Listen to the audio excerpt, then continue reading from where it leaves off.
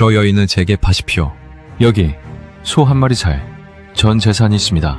쇠사슬에 묶여 길바닥에서 매질을 당하던 여인의 처절한 눈망울과 마주한 순간 나의 머릿속에는 평생 모은 돈으로 소를 사려던 계획 따위는 사라져 버렸습니다. 저런 쓸모없는 여종을 사려고 10년치 피땀 눈물을 버리다니? 장터 사람들의 비웃음과 조롱이 화살처럼 쏟아졌지만 나는 떨리는 손으로 노비 문서를 건네받아 그 자리에서 불태워 버렸습니다. 이 선택이 10년 후 나를 조선 제1의 거상으로 만들 줄은 그때는 그 누구도 심지어 나조차도 꿈에도 알지 못했습니다. 안녕하세요. 야담 책방입니다. 오늘도 재미있고 흥미로운 이야기 들려드리겠습니다. 야담 책방의 이야기가 계속될 수 있도록 구독과 좋아요로 응원의 마음을 보내주세요. 그럼 본격적으로 이야기 시작해보겠습니다. 16 나이에 최부자댁 머슴으로 들어온 이래 나의 하루는 동이 트기 전 새벽 공기를 가르는 물지개 소리로 시작되었습니다. 남들은 다 자는 시각에 일어나 마당을 쓸고 겨울이면 손등이 터져 피가 배어 나와도 찬물에 걸레를 빨며 꼬박 10년을 보냈습니다. 새참으로 나오는 보리밥 한 덩이도 아껴가며 산속에 들어가 숯을 굽고 남들 잠든 야밤에 호롱불 아래서 집신을 삼아 번 돈을 한 푼, 두 푼 모았습니다. 내 손바닥은 굳은 살이 박여 거북이 등껍질처럼 딱딱해졌고 옷은 기워 입어볼래 색깔이 무엇인지조차 알 수 없을 정도가 되었습니다.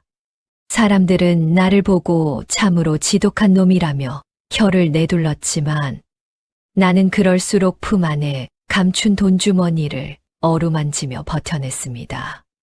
내 목표는 오직 하나였습니다. 우리 집안의 대를 이어줄 튼튼하고 영리한 황소 한 마리를 사는 것이었습니다.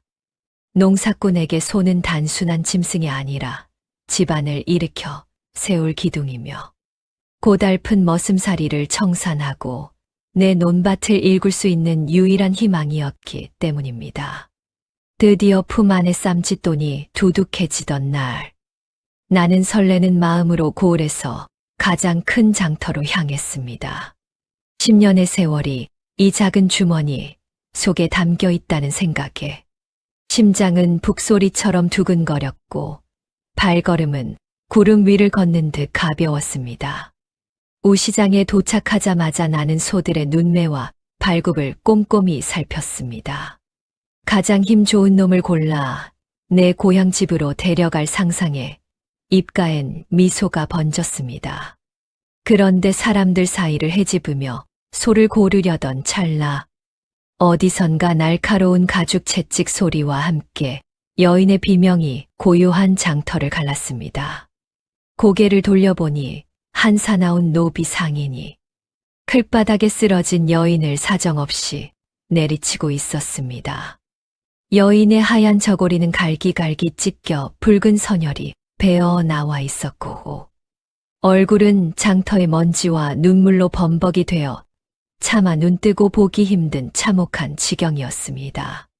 주변 사람들은 그저 구경거리라도 생긴 듯 모여들어 수군거릴 뿐 그 누구도 매질을 멈추려 하거나 여인을 가련하게 여기는 자가 없었습니다. 나는 나도 모르게 발걸음을 그쪽으로 옮겼습니다. 여인은 고통스러운 매질 속에서도 신음소리를 억지로 참아내며 나와 눈이 마주치는 순간 기묘한 눈빛을 보냈습니다. 그것은 살려달라는 비굴한 애원이 아니라 짐승처럼 팔려가는 처지에서도 결코 꺾이지 않는 고결한 품격과 단호함이었습니다. 순간 내 가슴 속에서 뜨거운 무엇인가가 치밀어 올랐습니다. 10년간 소를 사기 위해 참아왔던 그 모든 갈증이 단 한 번의 심장 박동으로 바뀌는 것을 느꼈습니다. 저 여인을 구해야 한다는 생각밖에는 들지 않았습니다.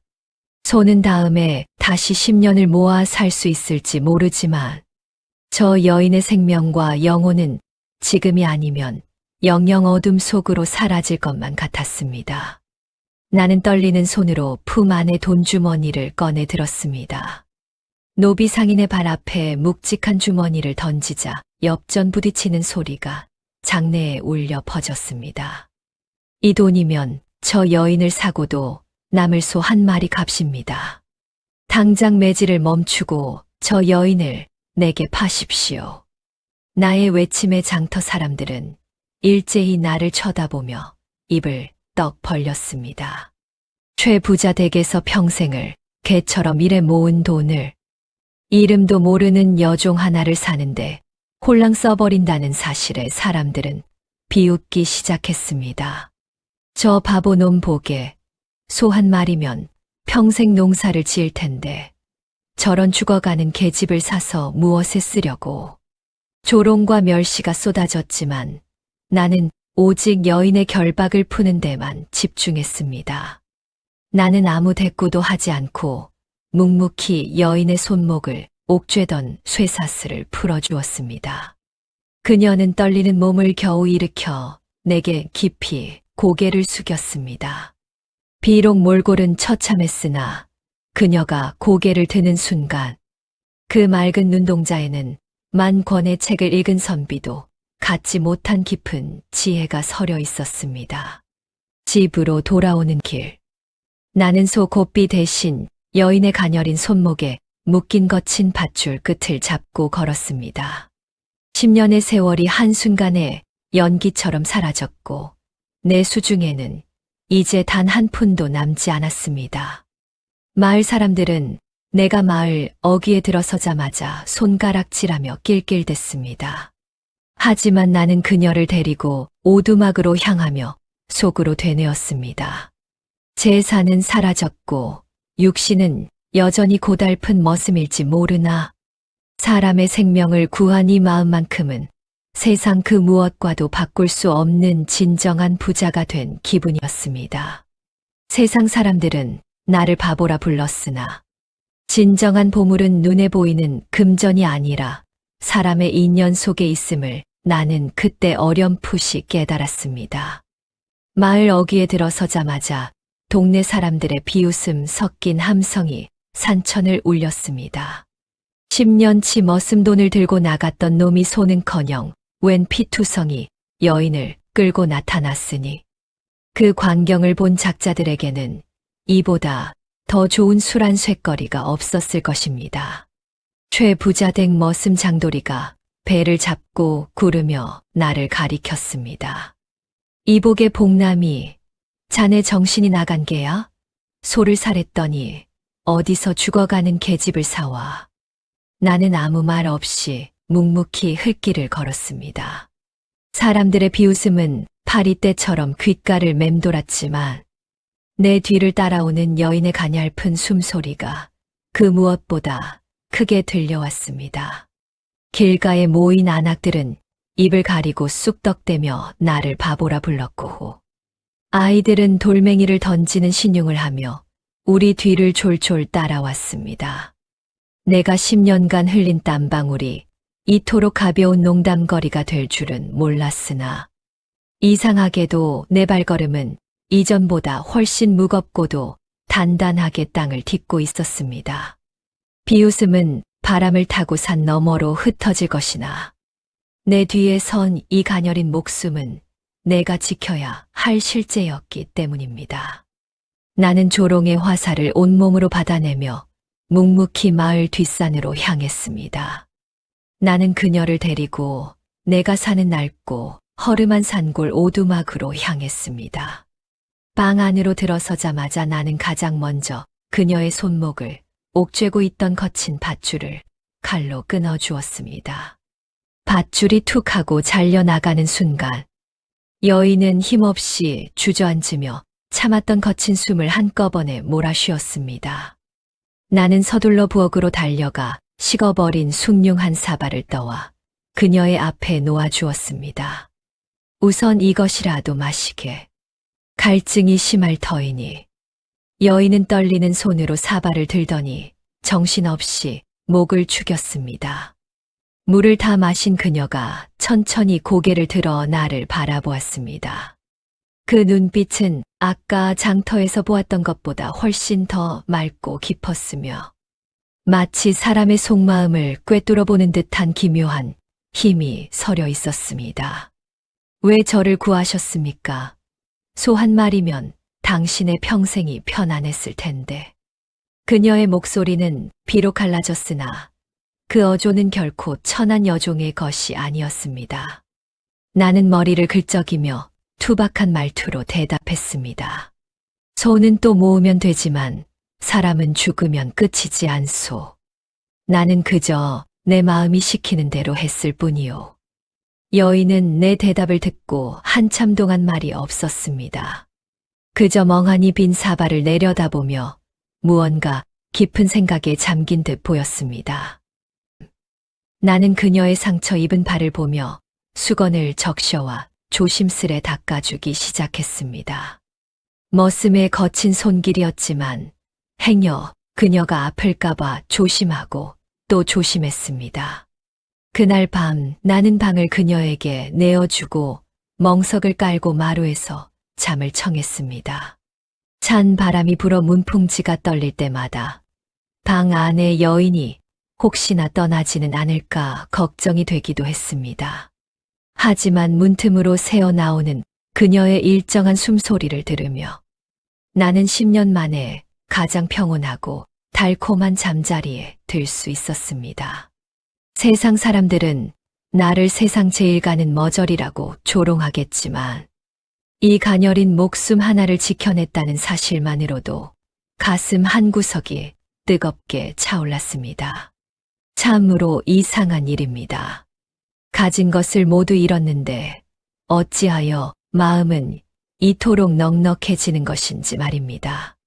어둠 속에서 나는 결심했습니다. 비록 지금은 이름 없는 머슴일지라도 이 여인만큼은 굶기지 않고 지켜내겠노라고.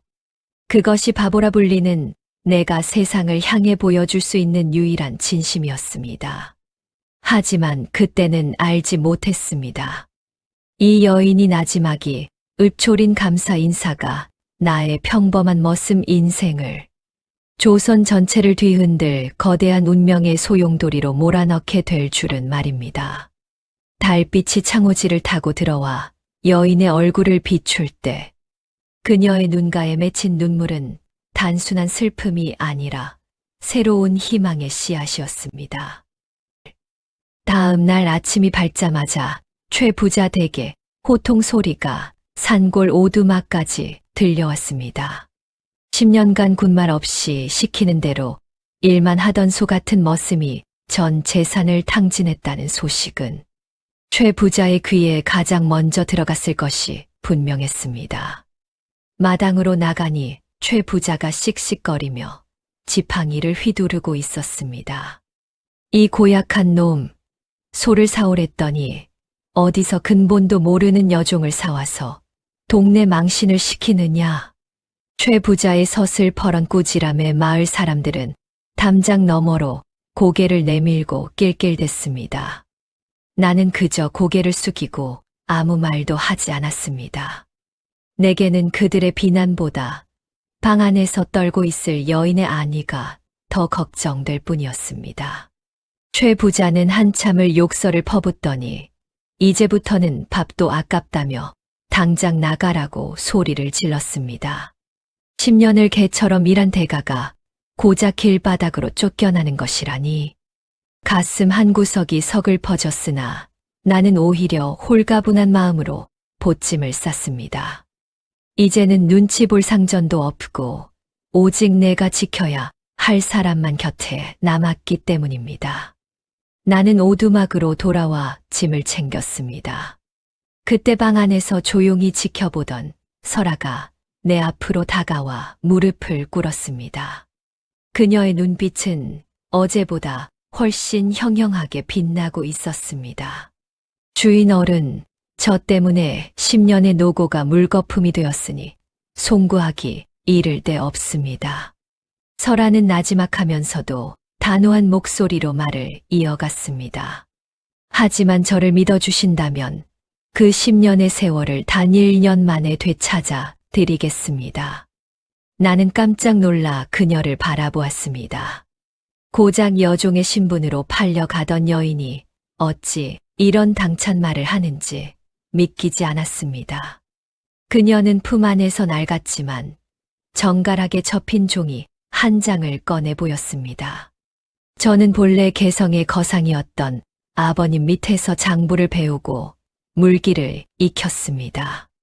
아버님이 억울한 누명을 쓰시고 가문이 몰락했으나 아버님이 숨겨둔 상술은 제 머릿속에 그대로 남아 있습니다. 그녀는 지금 당장 우시장으로 다시 가서 소 대신 이것을 사야 한다고 말했습니다. 사람들이 거들떠보지도 않는 쓸모없는 땅이나 버려진 물건들 중에 곧 한양에서 귀하게 쓰일 것들이 있다는 설명이었습니다. 나는 그녀의 눈을 보며 묘한 확신을 얻었습니다. 세상 사람들은 나를 바보라 부르지만 이 여인만큼은 나를 진정한 주인으로 대우하고 있었습니다. 나는 그녀의 제안을 따르기로 결심했습니다. 어차피 잃을 것도 없는 처지였기에 나는 그녀의 지혜를 미천 삼아 다시 세상으로 나갈 준비를 마쳤습니다. 우리는 최부자의 비웃음을 뒤로한 채 산을 내려와 다시 저작거리로 향했습니다. 설하는 길가에 널브러진 낡은 가마니들과 아무도 사지 않는 거친 삼배들을 유심히 살폈습니다. 지금 이 물건들을 헐값에 모두 사들여야 합니다. 곧 큰 비가 오고 물길이 막히면 이것들이 금값이 될 것입니다. 나는 그녀가 시키는 대로 남은 쌈짓돈 몇 푼을 털어버려진 물건들을 모으기 시작했습니다. 장터 사람들은 소 대신 여종을 사더니 이제는 쓰레기를 모은다며 손가락질했습니다. 바보가 바보 짓을 하는구먼. 저런 썩은 가마니를 어디다 쓰려고. 하지만 설아의 표정은 흔들림이 없었습니다. 그녀는 마치 미래를 내다보는 예언자처럼 차분하게 나를 이끌었습니다. 나는 무거운 짐을 등에 지고서도 마음만은 가벼웠습니다. 깨달음이 하나 찾아왔습니다. 남들이 비웃는 바보의 길이 때로는 세상이 보지 못하는 진실의 길일 수도 있다는 사실을 말입니다. 그녀와 함께 걷는 이 길 끝에 무엇이 있을지는 알 수 없었지만 나는 이미 조선 최고의 부자가 된 것보다 더 큰 신뢰를 얻고 있었습니다. 우리의 첫 장사는 그렇게 사람들의 비웃음 속에서 은밀하게 시작되었습니다. 하늘을 보니 검은 구름이 몰려오는 것이 설아의 말대로 곧 큰 폭우가 쏟아질 모양이었습니다. 나는 그녀의 뒤를 따르며 이제 더 이상 예전의 머슴 복남이 아님을 직감했습니다. 설아의 말이 떨어지기가 무섭게 하늘의 구멍이라도 뚫린 듯 무시무시한 폭우가 쏟아지기 시작했습니다. 강물이 불어나고 고갯길이 끊기자 한양으로 향하던 보부상들과 상인들은 꼼짝없이 고립되어 발만 동동 굴렀습니다. 더욱이 갑작스러운 수해로 이내 상단의 물건들을 덮을 멍석과 가마니가 턱없이 부족해지는 사태가 벌어졌습니다. 장터의 모든 상점이 물에 잠겨 아수라장이 된 그때 내가 설아와 함께 모아두었던 낡은 가마니들이 유일하게 젖지 않은 물건으로 남았습니다. 우리는 마을 어기산비탈 동굴에 미리 물건들을 옮겨두었기 때문입니다. 주인 어른, 지금입니다. 저들에게 가마니를 내놓으십시오. 하지만 돈이 아니라 약조를 받으셔야 합니다. 설아의 나지막한 지시를 듣고 나는 흠뻑 젖은 상인들 앞으로 나섰습니다. 상인들은 썩은 가마니라도 좋으니 제발 팔라며 나에게 몰려들었습니다. 나는 그녀가 시킨 대로 물건을 내주며 나중에 한양에서 특정 물건을 넘겨받겠다는 약조 서류를 받았습니다. 어제까지만 해도 나를 쓰레기 모으는 바보라 조롱하던 자들이 이제는 나를 생명의 은인이라 부르며 고개를 숙였습니다. 세상 만물이 제자리에 있지 않으면 쓰레기지만 제때를 만나면 금보다 귀한 보물이 된다는 이치를 나는 빗소리를 들으며 뼈저리게 느꼈습니다. 폭우가 그치고 물이 빠지자 내가 받은 약조 서류는 수십 배의 가치를 지닌 황금 증서가 되었습니다. 상인들은 약조를 지키기 위해 내가 가졌던 가만히 값의 수십 배에 달하는 물건과 현금을 가져왔습니다. 단 며칠 만에 내 수중에는 10년을 일해도 만져보지 못할 거금이 들어왔습니다. 나는 벅찬 가슴을 안고 오두막으로 돌아와 돈을 설아 앞에 내려놓았습니다. 설아, 자네 말이 정말 맞았소. 소 한 마리가 아니라 수십 마리를 사고도 남을 돈이 생겼단 말이오. 나는 흥분하여 소리를 질렀으나 설아는 여전히 차분한 미소를 지을 뿐이었습니다. 이것은 시작일 뿐입니다. 이제 이 돈으로 더 큰 판을 짜야 합니다. 그녀는 내게 이 돈으로 땅을 사고 집을 짓는 대신 전국 8도의 보부상 네트워크를 장악하라고 조언했습니다. 사람의 마음을 사고 정보를 얻는 것이 진정한 장사라는 그녀의 말은 일자무식이었던 나의 가슴에 큰 울림을 주었습니다. 나는 비로소 깨달았습니다. 진정한 부자는 돈을 많이 가진 사람이 아니라 돈이 어디로 흘러가는지를 아는 사람 곁에 있는 사람이라는 사실을 말입니다. 설아는 단순한 여종이 아니라 나의 눈과 귀가 되어줄 귀인이었습니다. 우리는 그 길로 한양 근처에 큰 객주를 하나 빌려 거점을 마련했습니다. 나는 설아가 가르쳐준 대로 보부상들에게 숙식과 정보를 제공하며 그들의 신뢰를 쌓아갔습니다. 바보라 불리던 나의 우직함은 오히려 상인들에게 믿을 수 있는 사람이라는 강력한 무기가 되었습니다. 어느덧 저작거리에는 산골 바보 머슴이 귀신 같은 여인을 만나 큰 거상이 되었다는 소문이 돌기 시작했습니다. 최부자 댁에서 매질이나 당하던 시절은 이제 아득한 옛날 이야기처럼 느껴졌습니다. 하지만 나는 잊지 않았습니다. 내가 가장 밑바닥에 있을 때 내 곁을 지켜준 설아의 은혜를 말입니다. 설아는 밤마다 나에게 천자문을 가르치고 전국 8도의 물길과 산길을 외우게 했습니다. 주인 어른, 머슴의 몸으로는 세상을 가질 수 있으나 머슴의 머리로는 세상을 지킬 수 없습니다. 그녀의 엄한 가르침 덕분에 나의 눈빛은 날이 갈수록 매서워졌고 기품이 서리기 시작했습니다. 우리의 상단은 어느덧 한양 저작거리에서도 무시하지 못할 규모로 성장하고 있었습니다. 하지만 성공이 커질수록 우리를 시기하고 질투하는 어둠의 그림자도 서서히 다가오고 있었습니다.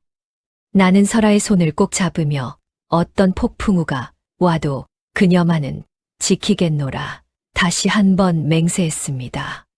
장사는 곧 사람의 마음을 얻는 전쟁터였고 우리는 이제 막 그 거대한 전쟁의 첫발을 내디뎠을 뿐이었습니다. 날이 갈수록 나의 일상은 머슴 시절과는 비교도 할 수 없을 만큼 치열해졌습니다. 해가 뜨기 전에는 설아와 함께 그날의 물가를 살피고 깊은 밤에는 등잔불 아래에서 붓을 잡고 천자문을 익히는 것이 나의 새로운 일과였습니다. 처음에는 투박한 내 손가락이 붓을 잡는 것조차 어색하여 먹물을 사방에 튀기기도 했습니다. 하지만 설아는 단 한 번도 나를 나무라지 않고 묵묵히 먹을 갈아주며 나를 독려했습니다. 그녀의 맑은 눈빛을 마주할 때마다 나는 더 이상 최부자 댁의 바보 복남이 아니라 한 여인의 기대를 한 몸에 받는 사내라는 사실을 깨닫고 주먹을 불끈 쥐었습니다. 주인 어른, 상인은 물건을 파는 자가 아니라 신용을 파는 자임을 잊지 마십시오. 그녀의 가르침은 비수가 되어 나의 가슴 깊숙이 박혔습니다. 나는 그녀의 가르침대로 이익이 조금 적더라도 사람과의 약조를 목숨처럼 여겼습니다. 그 덕분에 한양 저작거리의 콧대 높은 대상인들조차 나의 우직한 성품을 알아보고 하나둘 거래의 손길을 내밀기 시작했습니다. 어느덧 나의 상단은 소금을 주력으로 취급하며 자리를 잡아가고 있었습니다. 하지만 평화로운 날들도 잠시 조선 팔도의 소금길이 막히는 전대미문에 대란이 터지고야 말았습니다.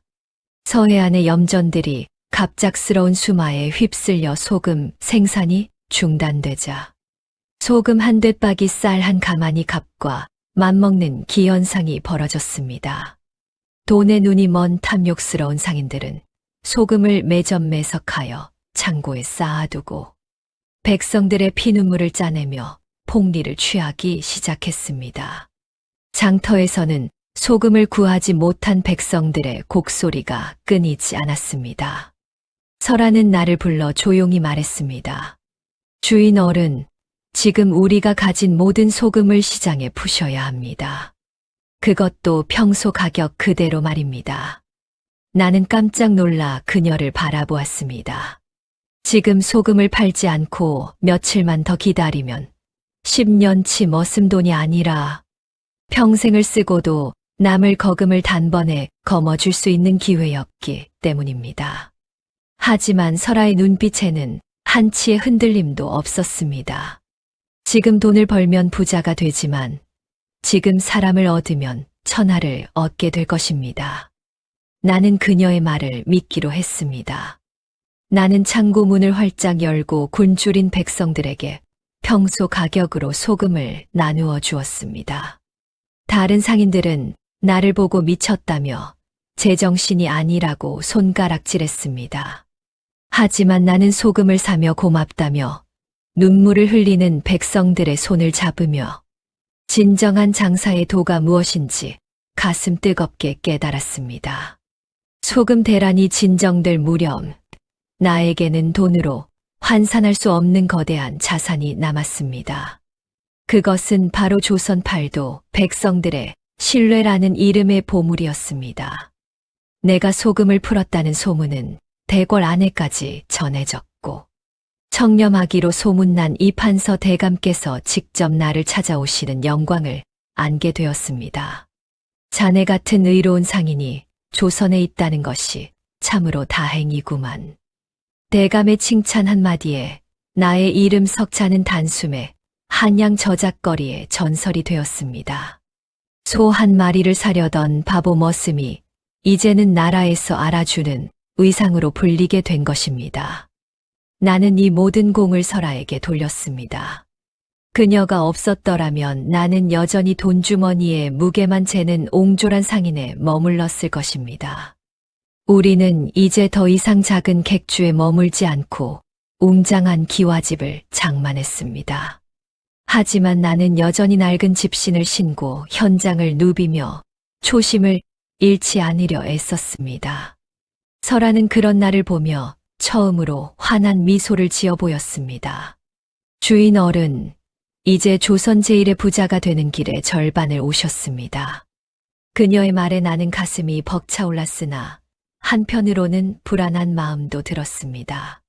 그녀가 왜 이토록 나를 헌신적으로 돕는지, 그녀의 과거에 숨겨진 비밀이 무엇인지 아직 나는 다 알지 못했기 때문입니다. 하지만 나는 묻지 않았습니다. 언젠가 그녀가 스스로 입을 열 때까지 기다려주는 것이 내가 그녀에게 줄 수 있는 유일한 사랑임을 깨달았기 때문입니다. 상단이 자리를 잡고 생활이 풍요로워질수록 나의 마음 한구석에는 묘한 의구심이 피어올랐습니다. 설아는 밤마다 내가 잠든 줄 알고는 몰래 방을 빠져나가 뒷산 너머 낡은 사당으로 향하곤 했기 때문입니다. 궁금함을 참지 못한 나는 어느 달 밝은 밤 조심스레 그녀의 뒤를 밟아 어둠 속을 헤치고 나갔습니다. 사당 안에서 설아는 눈물을 흘리며 신주도 없는 제단 앞에 엎드려 있었습니다. 아버님, 이제 때가 되었습니다. 저를 구한 저 우직한 사내를 통해 가문의 원한을 풀겠습니다. 나는 그녀의 혼잣말에 가슴이 철렁 내려앉았습니다. 내가 그녀를 구한 것이 아니라 그녀가 나를 선택하여 거대한 복수의 도구로 키워왔던 것일까 하는 두려움이 엄습했습니다. 하지만 그녀의 어깨가 떨리는 것을 본 순간 나의 의심은 이내 깊은 연민과 지켜주고 싶은 마음으로 바뀌었습니다. 그녀는 고개를 돌려 어둠 속에 숨어 있던 나를 똑바로 응시했습니다. 마치 내가 뒤를 밟을 것을 미리 알고 있었다는 듯 그녀의 눈빛은 흔들림이 없었습니다. 그녀는 나를 제단 앞으로 불러 세웠고 우리는 낡은 사당의 차가운 바닥에 나란히 앉아 처음으로 서로의 진심을 마주했습니다. 설아는 천천히 사당의 낡은 벽면 한 구석을 손가락으로 가리켰습니다. 그곳은 겉보기엔 그저 곰팡이 핀 벽체에 불과했으나 그녀가 특정 부분을 힘주어 누르자 삐걱거리는 소리와 함께 작은 틈이 벌어졌습니다. 그 안에는 먼지 쌓인 가죽 보따리가 소중하게 간직되어 있었습니다. 보따리를 풀자 그 안에서 나온 것은 눈부신 황금이 아니라 누렇게 바랜 수십 권의 장부와 조선 팔도의 상권을 기록한 기밀 지도였습니다. 이것이 개성 제1의 거상이었던 제 아버님이 목숨과 맞바꾸어 지켜낸 유산입니다.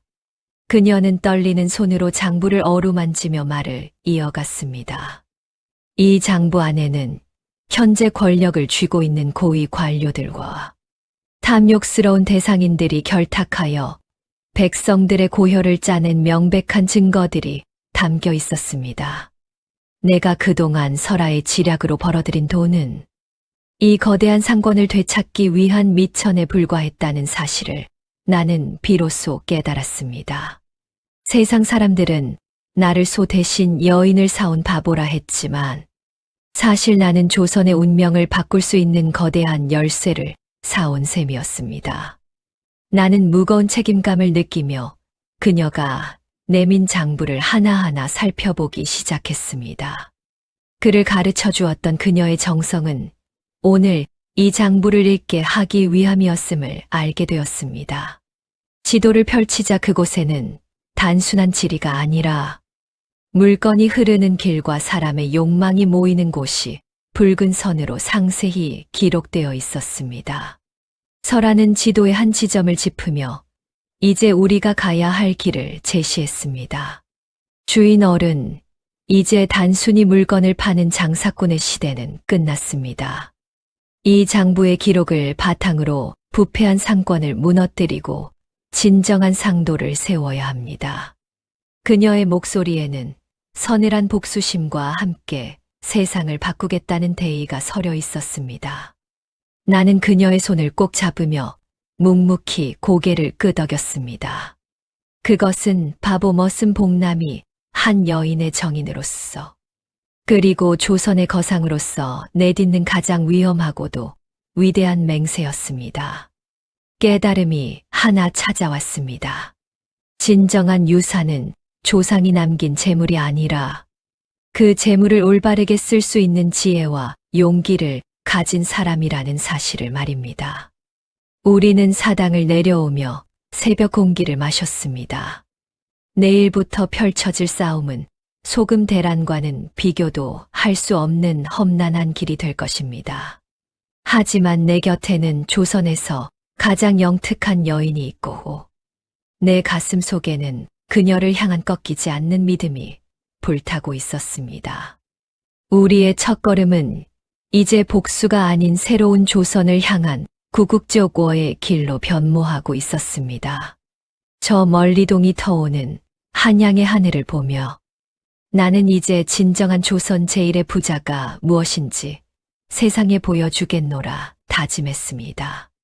우리가 본격적으로 한양 상권을 장악해 나가자 그동안 어둠 속에서 이익을 독점하던 자들이 움직이기 시작했습니다. 그 중에서도 설아의 가문을 몰락시키고 아버지를 죽음으로 몰아넣었던 장본인인 박행수는 나를 눈의 가시처럼 여기며 거센 압박을 가해왔습니다. 박행수는 한양 보부상들의 목줄을 쥐고 있는 자로 그가 움직이면 조선의 모든 물길이 막힌다는 말이 돌 정도로 막강한 권력을 쥐고 있었습니다. 어느 날 박행수는 나를 자신의 화려한 저택으로 불러들였습니다. 그곳에는 나를 위협하기 위한 험상궂은 장정들이 늘어서 있었고, 중앙에는 화려한 비단 옷을 입은 박행수가 비열한 웃음을 지으며 앉아 있었습니다. 자네가 소 대신 여종을 사왔다는 그 유명한 바보 복남이인가? 그의 조롱 섞인 목소리에 주변 일꾼들이 일제히 낄낄대며 나를 비웃었습니다. 나는 설아가 미리 일러준 대로 아무런 내색 없이 묵묵히 그의 앞에 마주 앉았습니다. 박행수는 내 앞에 거대한 은괴 보따리를 내던지며 당장 한양을 떠나고 상권을 자신에게 넘기라고 협박했습니다. 하지만 나는 그 은괴를 쳐다보지도 않은 채 품 안에서 낡은 장부 한 권을 꺼내 놓았습니다. 그것은 설아와 함께 사당 벽 뒤에서 찾아냈던 박행수의 비리와 관료들과의 결탁이 담긴 바로 그 장부였습니다. 장부의 첫 장을 넘기던 박행수의 손이 눈에 띄게 파르르 떨리기 시작했습니다.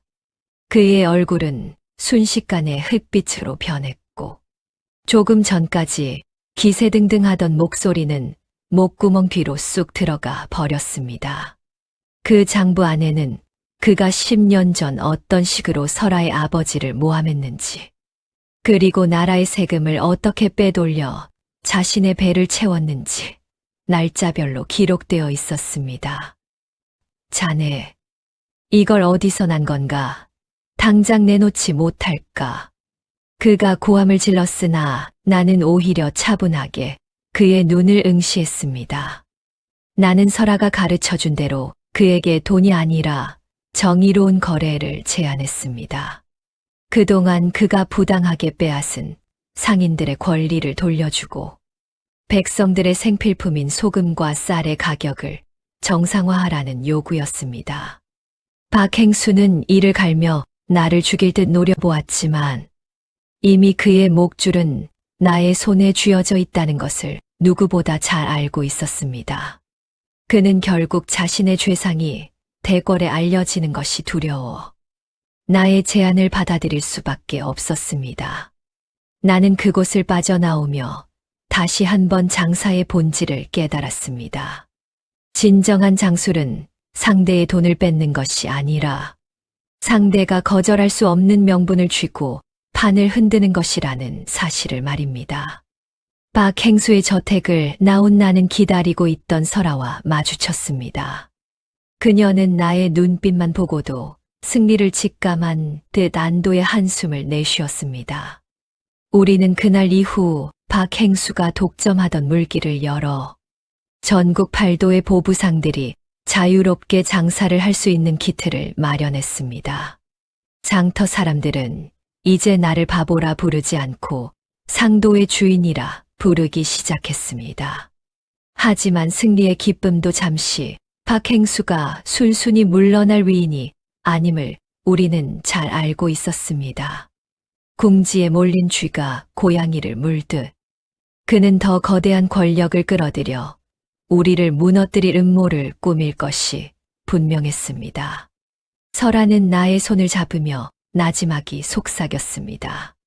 주인 어른, 이제 진짜 전쟁이 시작되었습니다. 산을 넘으니 더 높은 산이 기다리고 있습니다. 나는 그녀의 손을 더욱 세게 맞잡으며 다짐했습니다. 소 한 마리를 사려던 그 정직한 마음으로 이 썩어 빠진 상계를 반드시 바로잡겠노라고 말입니다. 깨달음이 하나 찾아왔습니다. 악인의 재물은 모래성 같아서 진실의 파도가 치면 한순간에 무너진다는 사실을 말입니다. 우리는 쏟아지는 달빛을 받으며 한양 도성을 향해 당당히 걸어갔습니다. 머슴이었던 나의 등 뒤로 수많은 상인의 희망이 따라오고 있었고 내 곁에는 나의 영혼인 설아가 함께하고 있었습니다. 박행수는 겉으로는 굴복한 척하며 물러갔으나 그 속에는 독사가 뙬리를 틀고 있었습니다. 자신의 목줄을 쥐고 있는 장부를 되찾기 위해 그는 전공법이 아닌 가장 비열하고 잔인한 수단을 선택하고야 말았습니다. 어느 비바람이 몰아치던 늦은 밤, 상단 일을 마치고 돌아온 나를 맞이한 것은 정적만이 흐르는 차가운 빈방이었습니다. 설아의 정갈한 손길이 닿아있던 찻잔은 바닥에 떨어져 깨져 있었고, 그녀가 애지중지하던 서책들은 갈기갈기 찢겨 마당에 흩뿌려져 있었습니다. 내 가슴은 천길 낭떠러지로 떨어지는 듯한 공포에 휩싸였습니다. 마당 흙바닥에 선명하게 찍힌 거친 사내들의 발자국을 본 순간, 나는 박행수가 결국 금기시되던 무리수를 두었음을 직감했습니다. 설아 자네 어디 있나? 빗속을 뚫고 터져 나온 나의 절규는 허공을 맴돌 뿐이었습니다. 나는 망설임 없이 창고 구석에 세워두었던 녹슨 나탄 자루를 움켜쥐었습니다. 그동안 붓을 잡고 장부를 넘기던 손이었지만, 이제는 내 영혼과도 같은 여인을 지키기 위해 다시 머슴 시절의 거친 손으로 돌아가야 했습니다. 어둠 속에서 나는 짐승 같은 직감으로 박행수의 비밀 거처인 북한산 자락의 폐가로 달리기 시작했습니다. 빗줄기는 눈을 가리고 진흙탕은 발목을 잡았으나 나의 심장은 오직 그녀를 구해야 한다는 일념 하나로 터질 듯이 요동치고 있었습니다. 폐가에 도착하자 횃불을 든 대여섯 명의 장정들이 입구를 막아서고 있었습니다. 그들 뒤로 의자에 묶인 채 입이 막힌 설아의 모습이 보였습니다. 그녀는 고통 속에서도 나를 보자마자 오지 말라는 듯 필사적으로 고개를 저었습니다. 박행수는 어둠 속에서 유유히 걸어 나오며 비열한 웃음을 흘렸습니다. 바보놈 장부만 넘겨주면 저 계집의 목숨만은 살려주겠다고 하지 않았느냐? 나는 박행수의 제안에 대답 대신 품 안에서 장부를 꺼내 높이 들어 보였습니다. 장정들이 장부를 뺏기 위해 나에게 달려들었고, 나는 머슴 시절 산짐승을 잡던 기세로 그들을 향해 몸을 날렸습니다. 낫이 허공을 가르고 주먹이 오가는 처절한 사투가 벌어졌습니다. 어깨에 칼날이 스치고 피가 솟구쳤으나 나는 아픔조차 느끼지 못했습니다. 오직 저 앞에 눈물을 흘리며 나를 바라보는 설아의 눈동자만이 내가 살아서 이곳을 나가야 할 유일한 이유가 되었습니다. 나는 필사적인 사투 끝에 장정들을 물리치고 설아의 곁으로 다가가 그녀의 결박을 풀었습니다. 밧줄이 풀리자마자 설아는 내 품에 안겨 참았던 울음을 터뜨렸습니다. 나는 피투성이가 된 손으로 그녀의 젖은 머리카락을 어루만지며 속삭였습니다. 걱정 말게. 이제 아무도 자네를 건드리지 못할 것이네. 우리는 빗길을 뚫고 간신히 산을 내려와 우리의 거처로 돌아왔습니다. 상처를 치료해 주는 설아의 손길은 파르르 떨리고 있었습니다. 그녀는 자신의 가문을 위해 나를 위험에 빠뜨렸다는 죄책감에 고개를 들지 못했습니다. 주인 어른, 어찌하여 그 소중한 장부를 버리시고 저 같은 여종을 위해 목숨을 거셨습니까? 나는 그녀의 눈물을 닦아주며 나지막이 대답했습니다. 장부는 다시 적으면 그만이고 돈은 다시 벌면 그만이지 않소. 하지만 자네라는 사람은 이 세상에 단 하나뿐인데 내가 어찌 장부 따위와 비교를 하겠소. 나의 진심 어린 고백에 설아는 처음으로 나를 주인 어른이 아닌 복남씨라 부르며 오열했습니다. 우리는 그날 밤 신분의 벽과 복수의 그림자를 넘어 서로의 마음을 확인했습니다. 깨달음이 하나 찾아왔습니다. 천하를 얻는 장술보다 더 위대한 것은 단 한 사람을 위해 자신의 전부를 걸 수 있는 용기라는 사실을 말입니다. 박행수는 장부를 얻었을지 모르나 나는 그녀의 진심을 얻었습니다. 하지만 장부를 손에 넣은 박행수가 이제는 관료들과 손잡고 우리를 법의 이름으로 처단하려 할 것임을 우리는 잘 알고 있었습니다. 폭풍우는 지나갔으나 더 거대한 파도가 밀려오고 있었습니다. 나는 설아의 손을 잡으며 이제는 수비가 아닌 공격을 준비해야 할 때임을 직감했습니다. 바보 머슴에서 의로운 상인으로, 그리고 이제는 사랑하는 여인을 지키는 전사로 나의 인생은 또 한 번 거대한 변곡점을 지나고 있었습니다. 박행수는 빼앗은 장부를 손에 쥐고 드디어 세상을 제 발 아래 두었다고 믿었습니다.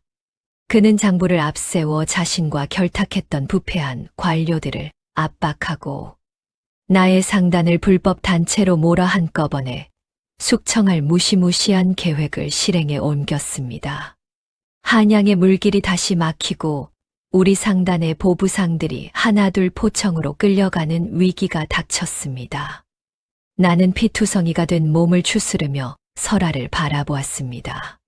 그녀의 눈빛은 장부를 빼앗겼음에도 불구하고 놀랍도록 차분하고 서늘했습니다.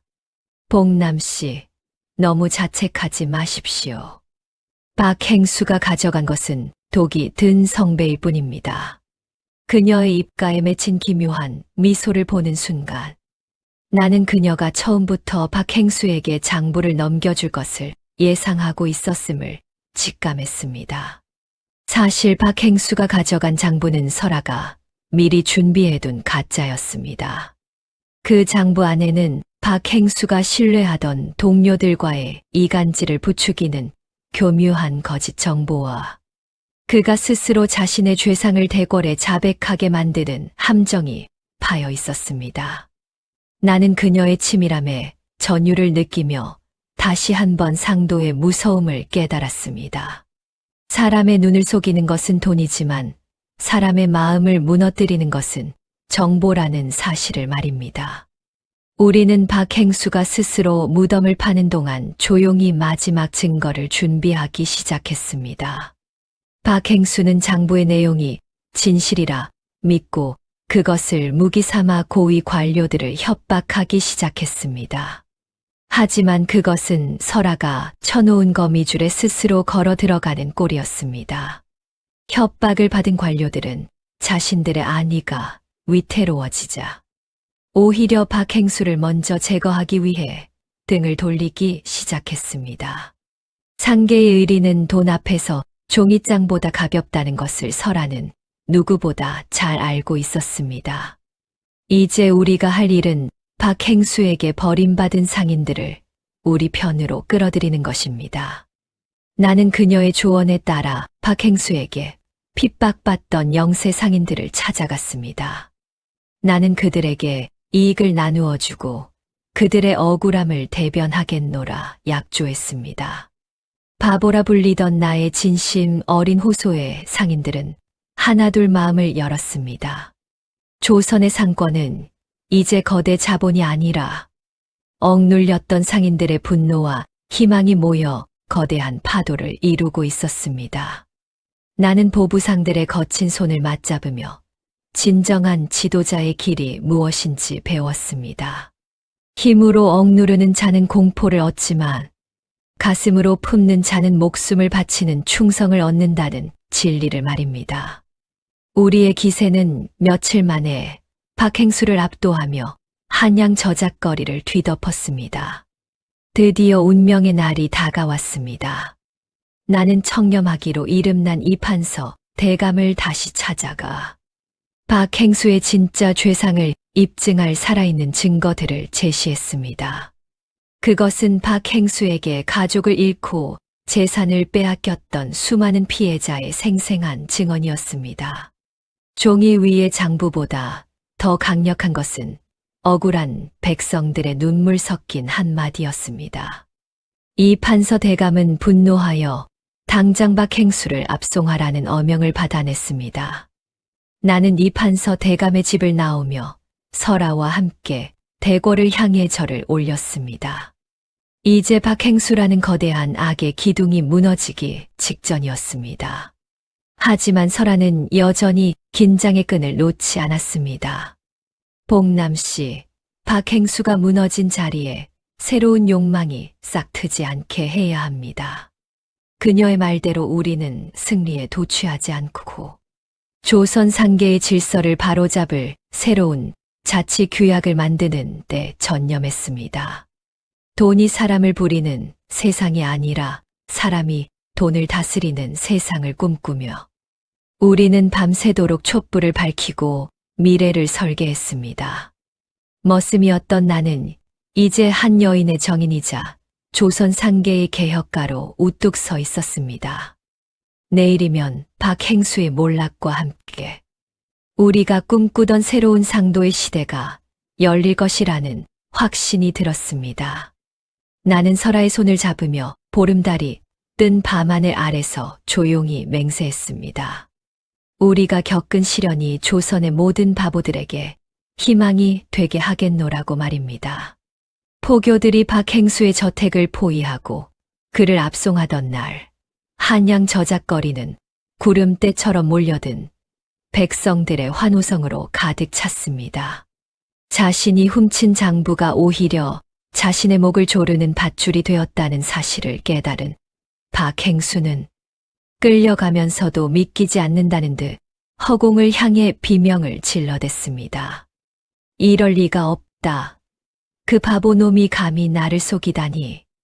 박행수의 몰락은 단순히 한 상인의 파멸이 아니라 그동안 조선 상계를 좀먹던 부패한 권력의 사슬이 끊어지는 역사적인 순간이었습니다.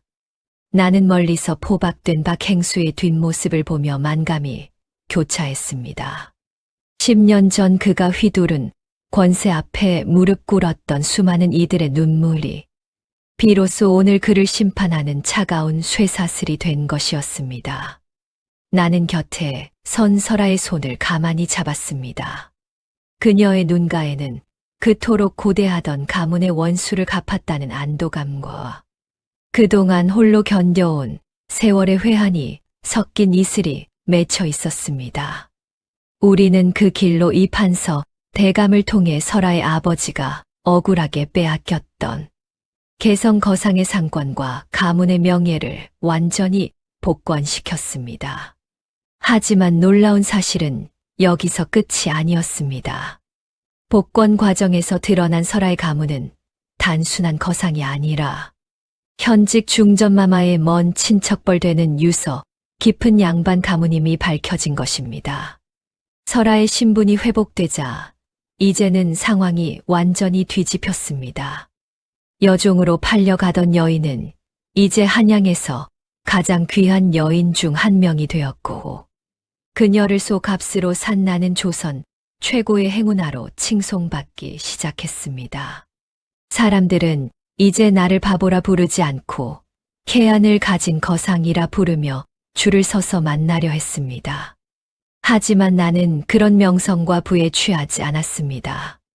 오히려 내가 머슴 시절 입었던 낡은 삼배옷을 창고에 걸어두고 매일 아침 그 옷을 보며 초심을 잃지 않으려 스스로를 경계했습니다. 복남 씨, 이제 당신은 이 나라에서 가장 큰 상단의 주인입니다. 무엇을 하고 싶으십니까? 설아는 비단옷을 입고도 여전히 나를 가장 존중하는 눈빛으로 물었습니다. 나는 그녀를 바라보며 빙글에 미소를 지었습니다. 나는 그동안 벌어들인 막대한 재산의 절반을 털어 전국 8도의 가난한 이들이 장사를 배울 수 있는 바보 상학교를 세우기로 결심했습니다.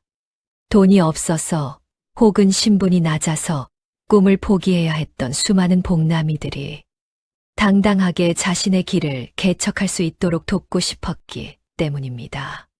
진정한 부는 혼자 누리는 성벽이 아니라 함께 건너는 다리가 되어야 한다는 것을 나는 지난 고난의 세월을 통해 뼈저리게 배웠습니다. 상학교가 세워지던 날, 나는 첫 번째 학생들 앞에서 직접 빗자루를 들고 마당을 쓸었습니다. 학생들은 조선 최고의 거상이 마당을 쓰는 모습에 경악하며 달려와 말렸습니다. 어르신, 이런 천한 일은 저희가 하겠습니다. 나는 허허 웃으며 학생들의 손을 잡았습니다.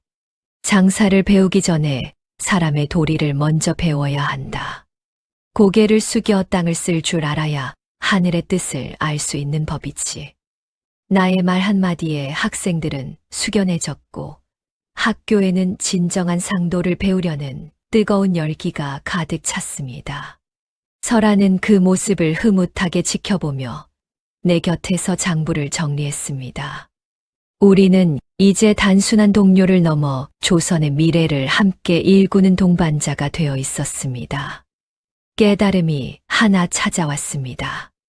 내가 산 것은 소도 아니고 여종도 아니었으며 그것은 바로 나 자신을 변화시킬 수 있는 진심이라는 씨앗이었다는 사실을 말입니다. 10년 전 장터에서 소를 포기하고 여인을 선택했던 그 순간이 나를 머슴에서 인간으로 그리고 인간에서 만인의 스승으로 만들었습니다. 저 멀리 저녁 노을이 붉게 물드는 한양 도성을 바라보며 나는 설아와 함께 우리가 함께 걸어온 험난했던 길을 추억했습니다. 회복한 설아는 이제 엄연한 양반가의 금지옥엽이었으나 그녀는 모든 청혼을 거절하고 나의 곁에 남기를 선택했습니다. 한양 도성 전체가 들썩일 정도로 화려한 혼례를 올릴 수도 있었지만 우리는 처음 우리가 만났던 그 소박한 마음을 잊지 않기로 했습니다. 꽃가마 대신 소박한 보루를 타고 들어오는 그녀를 맞이하며 나는 생애 처음으로 뜨거운 눈물을 흘렸습니다. 10년 전 장터에서 매질을 당하던 여인과 소를 사려던 머슴이 부부의 연을 맺는 광경의 마을 사람들은 더 이상 비웃지 않고 진심 어린 축복을 보냈습니다. 복남아, 아니 복남 어르신, 참으로 장하십니다. 동네 사람들의 환호 속에 우리는 평생 서로의 눈과 귀가 되어 주겠노라 맹세했습니다. 우리는 혼례 잔치에 쓰일 비용을 모두 털어 마을의 굶주린 노인들에게 고기 대접을 했고 그것이 우리의 가장 화려한 예식이 되었습니다. 설아는 나의 손을 꼭 잡으며 이제는 개인의 복수를 넘어 나라를 위한 큰 장사를 시작해야 한다고 속삭였습니다. 그녀의 말은 곧 현실이 되어 다가왔습니다. 조선 근해의 이양선들이 출몰하고 청나라와의 무역이 끊기면서 한양의 물가가 천정부지로 치솟는 국가적 위기가 닥친 것입니다. 창고에 금괴를 쌓아두던 대상인들은 몸을 사리며 국난을 외면했지만 나는 설아와 함께 다시 한번 위험한 도박을 준비하기 시작했습니다. 국고가 바닥나고 군량미마저 부족해지자 조정에서는 상인들에게 손을 내밀었으나 이익에 밝은 상인들은 오히려 담보를 요구하며 뒷짐을 졌습니다. 나는 설아와 밤새 머리를 맞대고 우리 상단이 가진 모든 비축미와 군수 물자를 조건 없이 나라에 바치기로 결정했습니다. 주변에서는 미쳤다며 손가락질했습니다. 그 피 같은 재산을 나라에 그냥 주다니 역시 바보 머슴 버릇은 못 고치는구나. 하지만 나는 설아의 단호한 눈빛을 보며 확신했습니다. 나라가 없으면 시장도 없고 백성이 없으면 상인도 존재할 수 없다는 지극히 평범한 진리를 말입니다. 나는 수백 대의 수레에 쌀과 무기를 싣고 직접 평양성 근처의 군진까지 달려갔습니다. 굶주림에 지쳐있던 병사들은 내가 가져온 식량을 보며 환호했고 장수들은 머슴 출신 상인의 배포에 고개를 숙였습니다. 나의 이러한 행동은 잠자고 있던 다른 상인들의 양심을 깨우는 불씨가 되었습니다. 나의 솔선수범에 감동한 전국 8도의 중소상인들이 하나둘 자신의 창고를 열어 국난 극복에 동참하기 시작한 것입니다. 작은 물방울이 모여 거대한 강물을 이루듯 바보 머슴의 진심은 어느덧 조선을 구하는 거대한 물결이 되어 흐르고 있었습니다.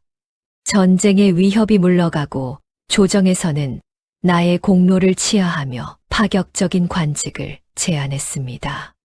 하지만 나는 단호히 거절하고 다시 장터로 돌아왔습니다. 대감, 저는 관복보다 무명처고리가 편하고 붓보다는 주파나를 튕기는 것이 체질에 맞습니다.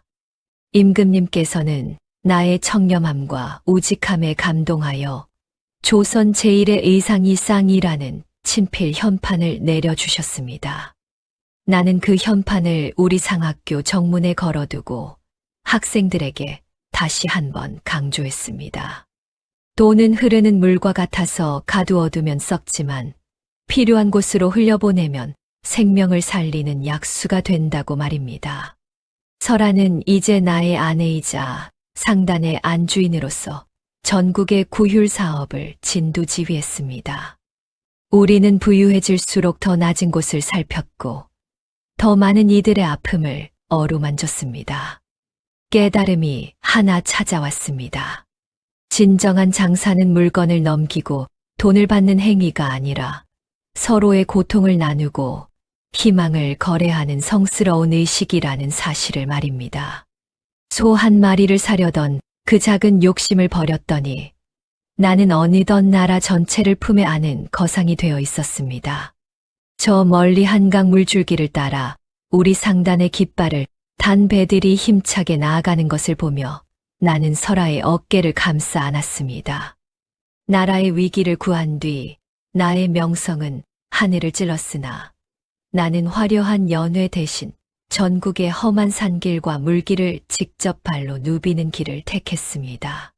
조선 땅은 넓었으나 지역마다 물산이 넘쳐나도 정작 필요한 곳에는 닿지 않아 썩어 나가는 안타까운 광경을 수없이 목격했기 때문입니다. 주인 어른, 이제는 좀 조직처럼 흩어진 보부상들을 하나로 묶어 거대한 혈맥을 만드셔야 합니다. 아내 설아의 조언에 따라 나는 전국의 주요 거점에 대규모 공동창고인 상생고를 짓기 시작했습니다. 풍년이 든 곳에 남는 곡식을 헐값에 사들여 보관했다가 흉년이 든 지역에 평시 가격으로 공급하는 일종의 민간 구휼 체계를 구축한 것입니다. 탐욕스러운 지방관아와 결탁한 상인들은 나를 방해하려 온갖 모함을 일삼았으나 나는 묵묵히 나의 길을 걸었습니다. 한 번은 전라도에 극심한 가뭄이 들어 쌀값이 폭등하자 나는 서해 물길을 통해 평안도의 곡물을 즉각 투입하여 시장을 안정시켰습니다.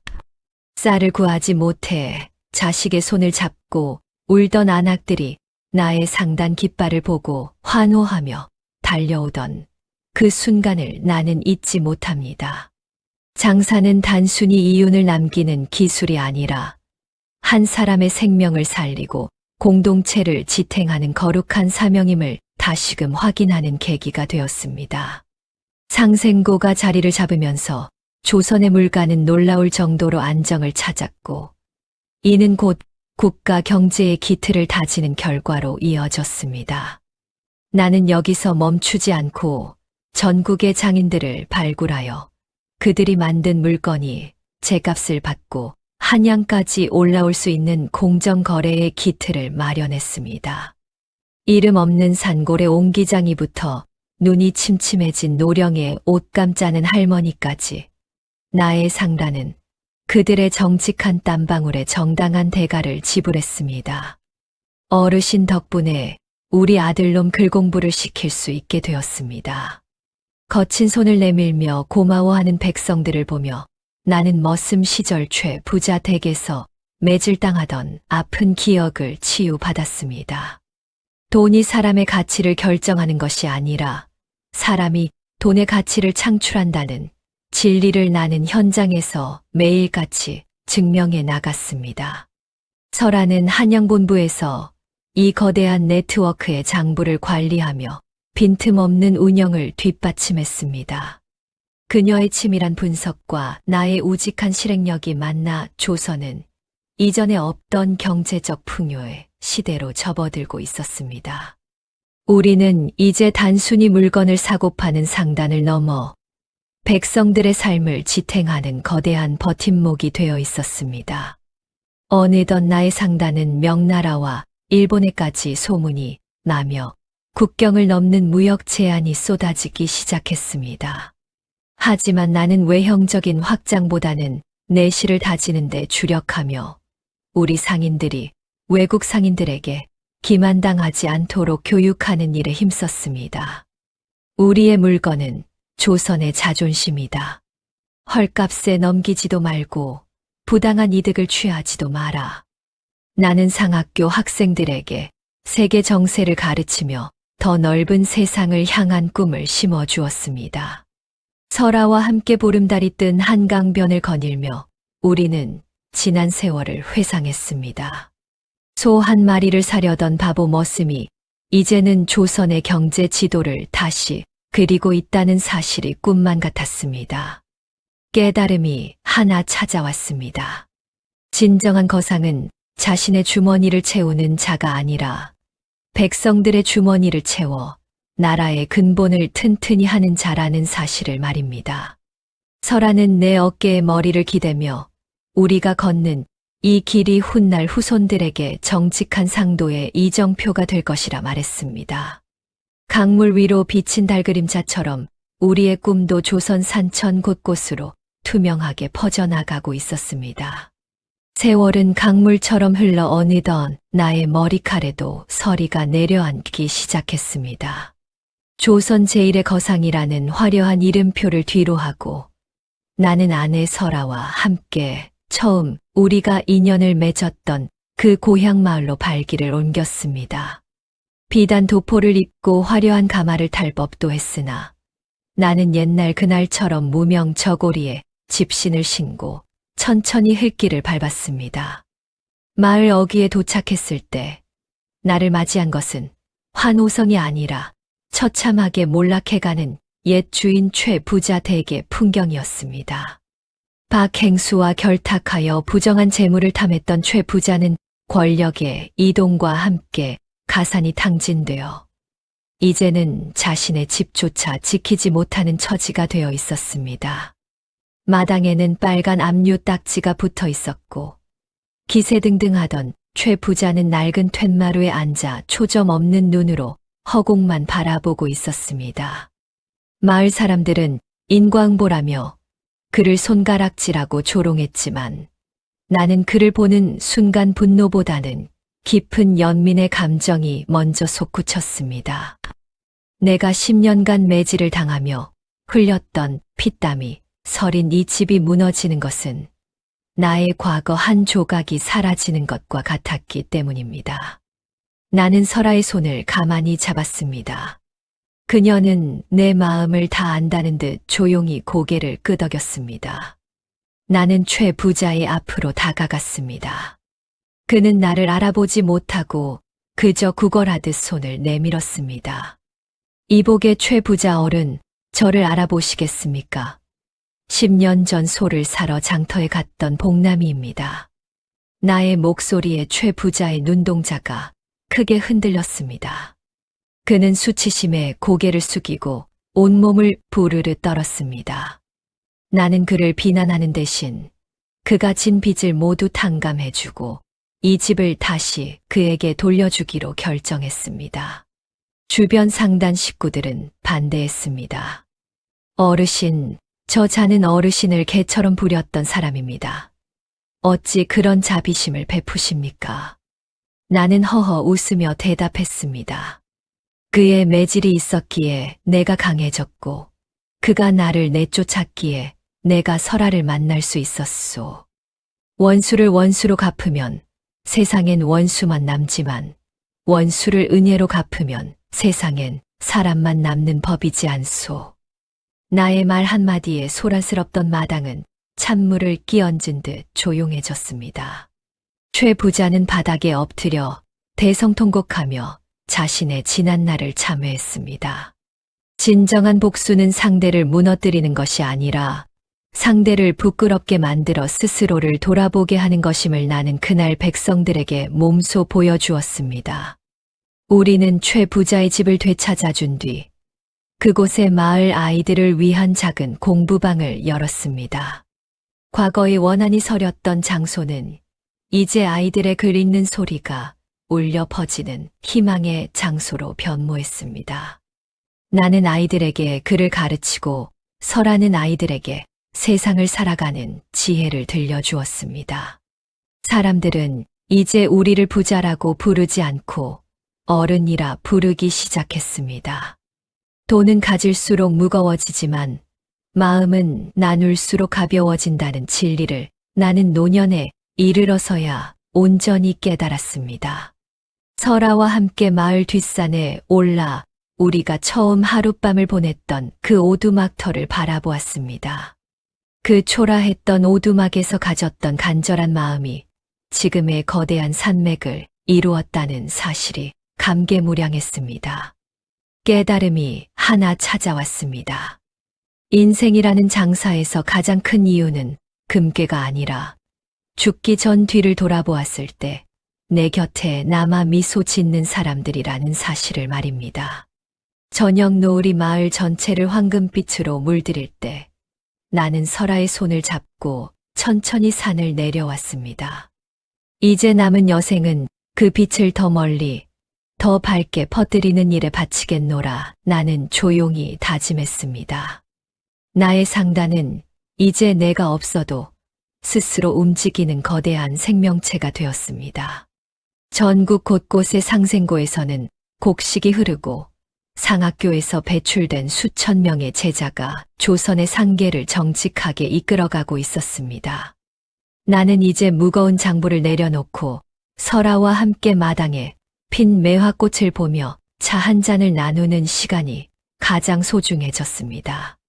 장성한 아이들은 상단의 큰 소임을 맡아 각자의 길을 가고 있었지만 나는 그들에게 재물을 물려주는 대신 낡은 집신 한 켤레씩을 선물했습니다. 아버님, 이 낡은 신발에 어떤 뜻이 담겨 있습니까?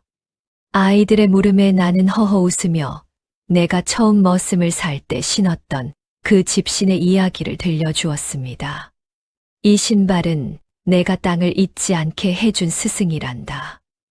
발바닥에 닿는 흙의 감촉을 잊는 순간 상인은 백성의 마음을 잃게 되는 법이지. 아이들은 나의 거친 손을 잡으며 눈시울을 붉혔습니다.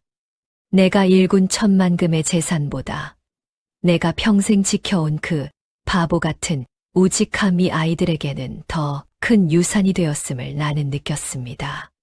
설아는 곁에서 조용히 미소 지으며 우리 아이들이 걸어갈 길에 축복을 빌어주었습니다.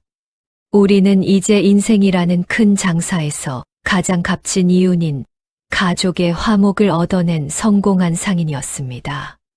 어느덧 상단의 깃발을 내리고 은퇴를 선언한 날, 수많은 상인과 백성이 우리 집 앞으로 몰려와 장관을 이루었습니다. 그들은 저마다 정성껏 준비한 작은 선물들을 내놓으며 나의 은퇴를 아쉬워하고 감사를 표했습니다. 산골 오두막의 달걀 몇 꾸러미부터 이름 모를 장인이 짠 무명필까지 그 어떤 황금보다 값진 진심이 마당에 가득 쌓였습니다. 나는 그들에게 마지막으로 큰 절을 올리며 당부했습니다. 여러분, 장사는 돈을 버는 것이 아니라 사람의 고통을 덜어주는 일입니다. 그 마음만 변치 않는다면 조선은 영원히 풍요로울 것입니다. 백성들은 나의 말에 눈물을 흘리며 박수를 보냈고 그 함성은 한양 도성 전체로 퍼져나갔습니다. 설아는 그날 밤 나에게 조용히 물었습니다. 복남씨, 10년 전 그날로 돌아가도 다시 저를 사시겠습니까? 나는 망설임 없이 그녀의 주름진 손을 꼭 잡으며 대답했습니다. 1000번을 다시 태어나도 나의 전 재산은 오직 자네뿐이라네. 자네가 없었으면 나는 그저 배부른 돼지에 불과했겠지. 우리는 달빛 아래서 서로의 머리칼에 섞인 흰 눈을 바라보며 깊은 평온함에 젖어들었습니다. 성공은 멀리 있는 것이 아니라 사랑하는 사람의 눈동자 속에 비친 나의 평온한 얼굴을 보는 것이라는 사실을 나는 노년에야 온전히 알게 되었습니다. 은퇴 후 우리는 전국을 유람하며 우리가 세운 상학교와 상생고가 잘 운영되는지 살폈습니다.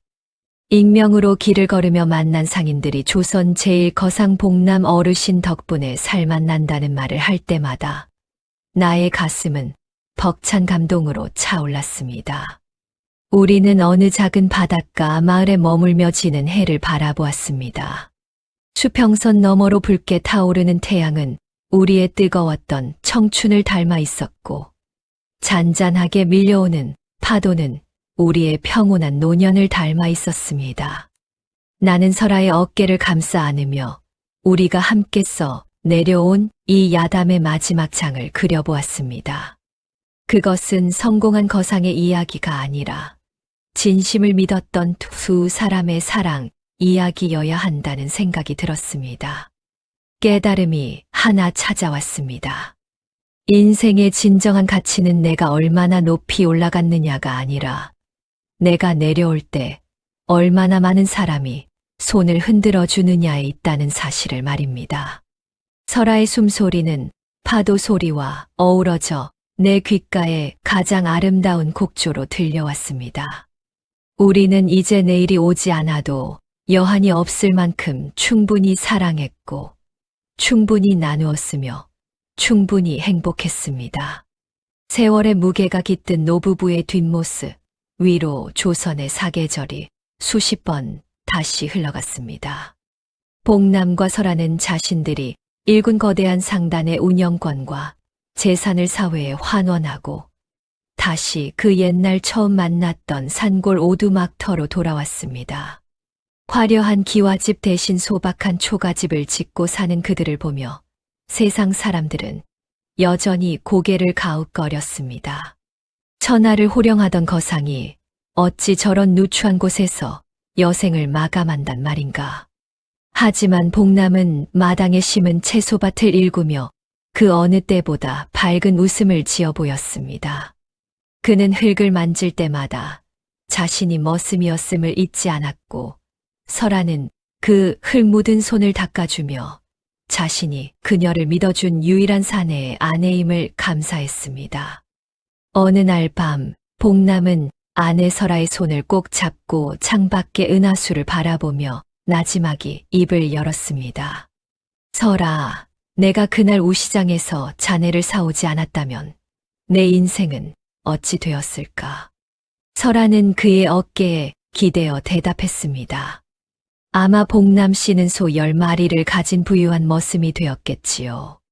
하지만 저는 당신을 만나지 못해 차가운 땅 속에서 원혼이 되었을 것이고, 조선의 상계는 여전히 탐욕의 늪에서 헤매고 있었을 것입니다.